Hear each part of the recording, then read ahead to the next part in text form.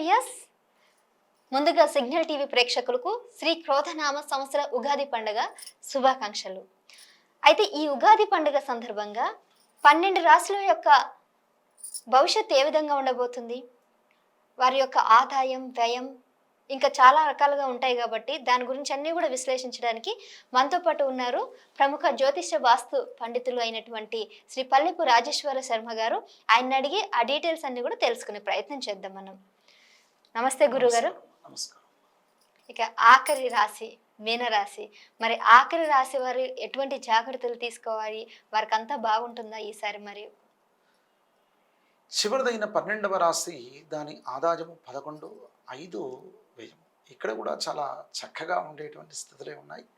మీనరాశి వారి యొక్క రాజపూజ్య అవమానాదులు మాత్రం 2 రాజపూజ్యము, 4 అవమానము. వీరి యొక్క స్థితిగతుల్లో ద్వితీయంలో బృహస్పతి ఉన్నాడు, చాలా చక్కనైనటువంటి జీవితాన్ని అనుభవిస్తూ ఉన్నాడు. కానీ కొన్ని ఆరోగ్య సమస్యలు ప్రారంభమైనాయి. ఉదరకోశ వ్యాధులు ఎక్కువగా ఉంటాయి. ఉదరం అంటే కొంచెము వీరికి కడుపుకు సంబంధించిన ఇబ్బందులు ఉండడానికి అవకాశం ఎక్కువగా ఉండేటువంటి స్థితులు ఇది ప్రారంభ దశలో ఉన్నాయని అనుకుంటున్నాను. కనుక ప్రారంభంలో ఉన్నటువంటి వారు చక్కని డాక్టర్గా చూపెట్టుకోండి.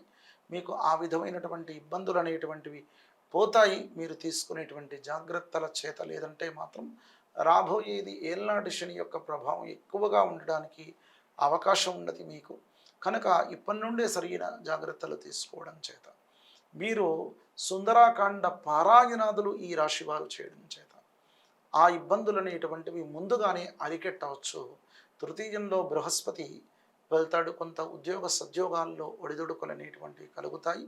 వారు ఆ విధమైనటువంటి ఇబ్బందులు పోయడానికి దత్తాత్రేయ స్వామి వజ్రకవచం అనేటువంటిది ఉంటుంది, అది కూడా చేసుకోవాలి. లగ్నంలో రాహు యొక్క ఇబ్బందులు, ఎవరికైనా యొక్క దృష్టి దోష సమస్యలు ఏర్పడుతున్నాయి అంటే లక్ష్మీ నరసింహస్వామి యొక్క ఆరాధన కూడా వీరికి చాలా శ్రేయోదాయకమైనటువంటి అంశం. థ్యాంక్ యూ గురుగారు.